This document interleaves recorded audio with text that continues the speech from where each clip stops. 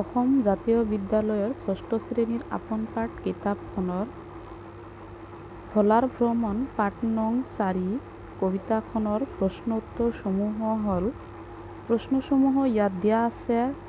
2 নং প্ৰশ্নৰ কৰ পৰা 9 নম্বৰলৈকে উত্তৰসমূহ হ'ল 2 নম্বৰৰ ক উত্তৰটো হ'ল ভোলাৰ স্বভাৱত হলা আছিল।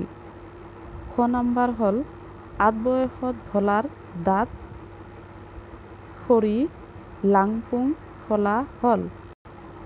গ নম্বৰ উত্তৰ এদিনাখন ভোলাই দেশ ভ্ৰমণ কৰা বুলি কৈ ওলাই গৈছিল। আৰু ঘ নম্বৰ উত্তৰটো হ'ল ভোলাৰ উৰা মটৰত যাবৰ মন আছিল। ঙ নম্বৰ উত্তৰটো হ'ল ভোলাই মনত দুখ পাই নিজৰ কপালখনত দুচিলে। প্ৰথম ছ নম্বৰ উত্তৰটো হ'ল ভোলাই ৰেলৰ পিঠিত উঠি দেশ দুনিয়া চাব বুলি ভাবিলে। আৰু দ্বিতীয় ছ নম্বৰ উত্তৰটো হ'ল ৰেলখন নৰখোৱা কাৰণে ভোলাই ৰেলক বদমাছ বুলি ক'লে। ঝ নম্বৰ উত্তৰটো হ'ল নতুন বুদ্ধিমতে ভোলাই ডাক টিকট কিনি আনি কপালত লগাই ল'লে। ঞ নম্বৰ উত্তৰটো হ'ল শেষত ভোলাৰ টকা কড়ি শেষ হ'ল আৰু ভোকতে জীউ উৰি যাও কৰিলে। ভোলাৰ দেশ ভ্ৰমণ সেইখিনিতে সামৰি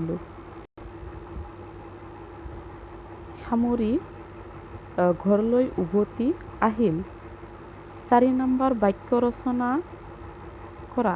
বাক্য ৰচনা হ'ল হলাৰ ভাই হলা। ভোলাৰ হলা ভাই মলা আছিল দেশ দুনিয়া। ভোলাই ৰেলৰ পিঠিত উঠি দেশ দুনিয়া চাম বুলি ভাবিছিল। ফো-ফোৱাই ৰেলৰ ফো-ফোৱাই যোৱা দেখি ভোলাৰ খং উঠিছিল। এইখিনি হ'ল ছাত্ৰ ছাত্ৰীসকল মোৰ চেনেলটো ভিডিঅ'বোৰ ভাল লাগিলে ছাবস্ক্ৰাইব কৰিব আৰু লগতে লাইক কৰিব। Thank you. আৰু মই নতুন ভিডিঅ' দিবলৈ চেষ্টা কৰিম। এইটোৱে মোৰ ফাৰ্ষ্ট ভিডিঅ'।